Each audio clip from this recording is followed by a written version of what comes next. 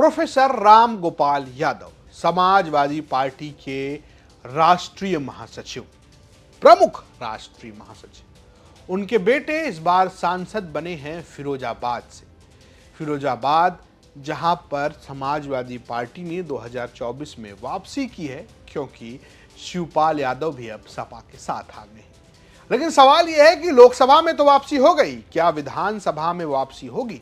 तो अब विधानसभा में करीब 400 दिन ही बचे, उससे कम ही है। उससे पहले शायद उत्तर प्रदेश में तय हो जाए कि किसकी अगली सरकार होगी, 27 का सत्ताधीश कौन होगा। तो हम एक एक विधानसभा की बात कर रहे हैं कि आखिर वहां पर किसकी स्थिति मजबूत है और वहां कौन क्या दावे कर रहा है। ऐसी एक सीट है फिरोजाबाद सदर, जहां पर मुस्लिम बाहुल्यता है, यानी कि अगर आप जाति समीकरण बिठाएंगे, जातीय गुणागणित करेंगे, तब आपको लगेगा कि भैया ये तो कागज पर यहाँ पे समाजवादी पार्टी या पीडीए मजबूत नजर आ रहा है। लेकिन 3 बार से यहाँ पर बीजेपी के मनीष असीजा चुनाव जीत रहे हैं। और कमाल की बात है कि असीजा जिस समाज से आते हैं, उसका गिनती से 500 से ज्यादा वोट फिरोजाबाद में नहीं होगा। तो ऐसा क्या हो रहा है और क्यों बीजेपी यहाँ पर लगातार हैट्रिक मार रही है और 27 में क्या होने जा रहा है, ये हम आपको बताते हैं। दरअसल मनीष के जीतने के पीछे यहाँ पर 2 बड़ी वजह है। एक तो उनका अपना सियासी व्यक्तित्व, कहा जाता है कि वो सरल हैं, सुलभ हैं, यानी कि तुरंत मिल जाते हैं दरवाजे पर और लोगों के दुख सुख में हाजिर होते हैं। और चूंकि शहरी सीट है तो शहर के काम, जैसे सड़क के काम हो, पुलिया का काम हो, ये कराते हैं। ऐसे में उनकी चर्चा खूब होती है, लोगों के बीच आना जाना, पार्टी के इतर, सिर्फ बीजेपी नहीं, पार्टी के इतर।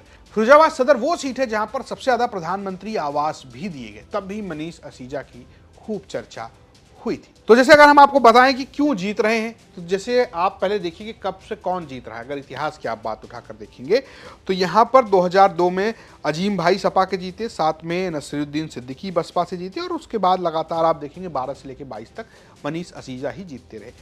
जीत जब पहली बार मिली, यानी कि 2012 में मिली, तब मुस्लिम वोटों का बंटवारा यहाँ पर निर्णायक भूमिका बता। 74,000 वोट मिले मनीष अजीजा को, वो मात्र 2,000 वोटों से जीते थे अजीम भाई सपा को हराकर। क्यों जीते? क्योंकि बसपा के खालिद नासिर को 51,000 वोट मिले थे। यही स्थिति आप 2017 में देखेंगे। 1 लाख वोट मिला, करीब 60,000 वोट सपा को मिला, 51,000 वोट बसपा को मिल गया। कुल मिलाकर यह है कि सपा और बसपा के बीच मुस्लिम वोटों का सीधे सीधे बंटवारा हो जा रहा है। लेकिन मनीष अजीजा कहते हैं कि भैया हम तो काम करवा रहे हैं, इसलिए जीत रहे हैं। तो जैसे हमारी पेमेसर गेट की पुलिया है, 100 साल से वो पुलिया सिंगल थी, हमने उसको डबल करा दिया है। 132 केवीए का एक बिजली घर है, हमने उसको शुरू करवा दिया है। इसके अलावा हमारे हॉस्पिटल में हमने डायलिसिस की मशीनें बढ़ा दी है, सड़कें हैं, अन्य बहुत सारे जो ऐसे काम है। तो मैं सुबह से लेकर शाम तक पब्लिक कांटेक्ट में रहता हूँ। 4-5 घंटे तो पब्लिक से मिलने के रखते हैं। उसके अतिरिक्त फोन है मेरा अपना, वही का वही नंबर है। और हमारे यहाँ पर जो वर्कर है, सोशल सर्विस करने वाले कार्यकर्ता है, राजनीतिक दल के कार्यकर्ता है, बीजेपी से हटकर, वो सब लोग भी हम सब एक कनेक्ट रहते हैं। मनीष अपने काम की बात कर रहे हैं और जो हमने बताया कि जो वो कहते हैं किस तरीके से वो लोगों से मिलते हैं, उसकी चर्चा कर रहे हैं। लेकिन समाजवादी पार्टी के जो जिलाध्यक्ष हैं वो ये कह रहे हैं कि आपने देखा फिरोजाबाद में जो 24 में हुआ वही 27 में होगा। विधायक ने क्या काम किया है, उसे किस तरह से गिनाएं, वो बड़े सवाल हैं, लेकिन जनता जवाब देती है। अभी अभी 24 का चुनाव होके चुका है और जनता ने जवाब दिया है। सारे फिरोजाबाद की जनता जानती है कि उसकी क्या मंशा है और क्या उसने जवाब दिया है फिरोजाबाद। शिवराज को लगता है कि सिर्फ पीडीए के जगह लेने से इस बार मामला बन जाएगा। उन्हें सिर्फ पीडीए वोटर्स को जगाना है। पीडीए वोटर क्यों महत्वपूर्ण है? क्योंकि इस सीट के सियासी समीकरण ही ऐसे हैं। अगर आप इस सीट को देखेंगे तो सबसे अधिक संख्या जो है वो करीब 1,55,000 मुस्लिम मतदाताओं की है। उसके बाद आती है वैश्य की बारी, जो 95 जा रहे हैं, जाटो 45 जा रहे हैं, ब्राह्मण 35 जा रहे हैं, राठौर 35 जा रहे हैं, संखवार 26,000, यादव 20,000, ओबीसी 20,000 और ठाकुर 10,000। तो होता यह है कि बीजेपी के ध्रुवीकरण में जब मुस्लिम वोटर होते हैं तो मुसलमान वोट बढ़ जाता है और बीजेपी के पक्ष में एक ध्रुवीकरण होता है जिसमें बाकी वोट इकट्ठा होता है। तो फिरोजाबाद सदर की सीट 2012 से इसी समीकरण से बीजेपी के खाते में जा रही है। लेकिन अगर पीडीए वोट होता है, यानी कि मुस्लिम एकजुट हो रहता है, यादव आता है, साथ में कुछ दलित वोट आता है, तो सपा का चांस यहां पर एक बार फिर बन सकता है। लेकिन क्या बनेगा, नहीं बनेगा, ये जानने के लिए बात की हमने स्थानीय पत्रकारों से।